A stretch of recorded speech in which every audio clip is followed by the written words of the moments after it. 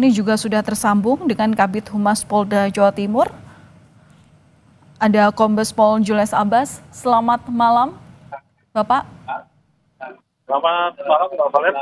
Iya Pak, kami mendapatkan informasi bahwa Pondok Pesantren Al-Qazini ini belum punya izin mendirikan bangunan. Mengonfirmasi hal ini? Baik, Mbak Valen.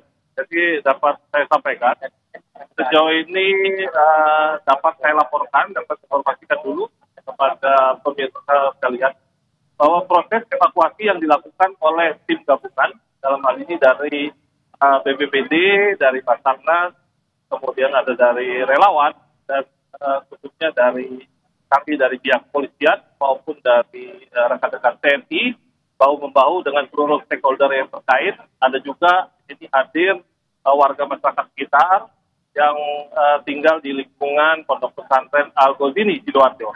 Dapat saya sampaikan bahwa proses evakuasi sejak tadi sore ketika sedang berlangsungnya sholat azhar, khususnya kurang lebih sekitar pukul 15.30, telah terjadi bangunan pondok pesantren yang mengalami ambruk atau roboh pada saat sedang dilakukan upaya pengecoran. Nah, terkait dengan proses daripada perizinan, apakah gedung ataupun bangunan yang sedang dibangun ini merupakan kemungkinan besar, karena saya berada kurang lebih berkisar 10 meter dari bangunan yang ambruk, maka dapat saya sampaikan kemungkinan besar bangunan yang ambruk ini adalah bangunan baru, beda dengan bangunan induknya. Nah, terkait dengan proses perizinan, tentu ini akan menjadi pendalaman dari pihak kami dalam upaya melakukan investigasi terkait dengan penyebab dari rubuhnya atau ambruknya bangunan Pondok Pesantren Al-Qazini Sidoarjo, Pak. Oke, Pak Julius, tadi Anda juga menyampaikan bahwa hingga saat ini kepolisian juga berupaya untuk melakukan proses investigasi. Saat ini apakah sudah ada saksi yang diperiksa untuk mendalami peristiwa ini?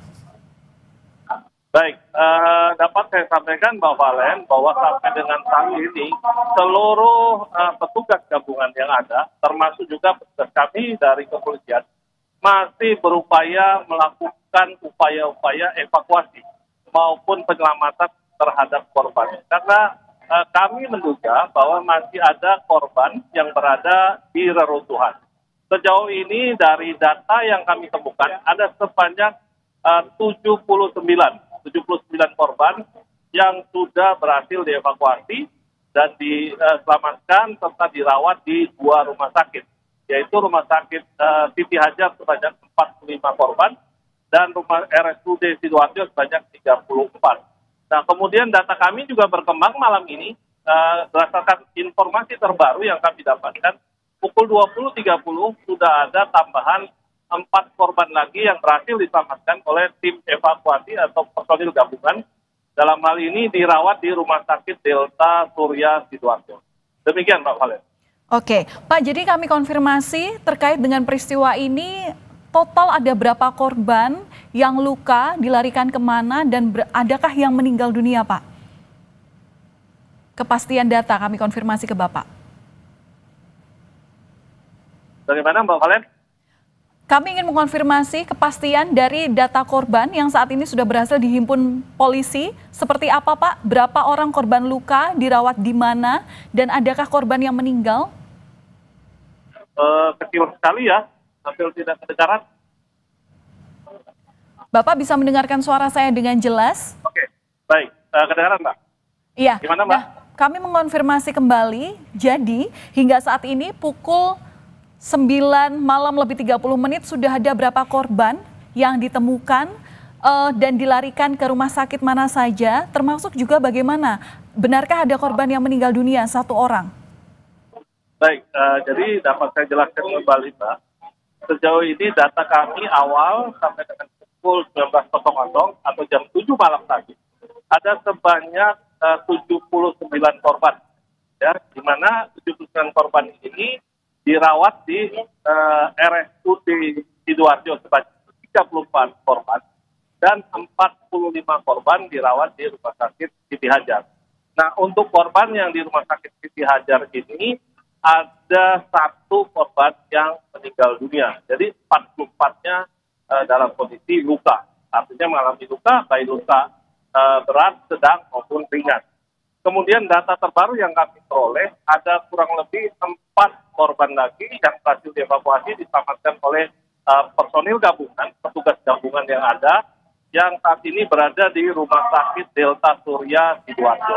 Jadi secara keseluruhan ada kurang lebih 83 korban. Oke.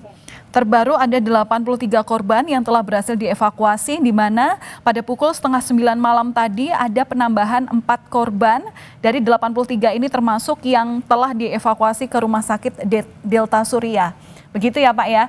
Baik, kami tentu masih menantikan seperti apa proses evakuasi yang saat ini dilakukan. Yang jelas saat ini fokus pada peristiwa ini adalah operasi penyelamatan dan juga evakuasi terhadap korban. Namun memang tidak bisa dipungkiri bahwa untuk penyelidikan lebih lanjut, investigasi terkait dengan kelayakan bangunan ataupun juga adakah dugaan daripada kelalaian, mengingat ini bangunan baru sedang dilakukan pembangunan, begitu ya. Tentu ini juga kami menantikan bagaimana penyelidikan dari polisi. Terima kasih Pak Kabid Humas Polda Jawa Timur, Kombes Pol Jules Abraham Abbas yang sudah berbagi informasi di Breaking News Kompas TV malam hari ini. Kita kembali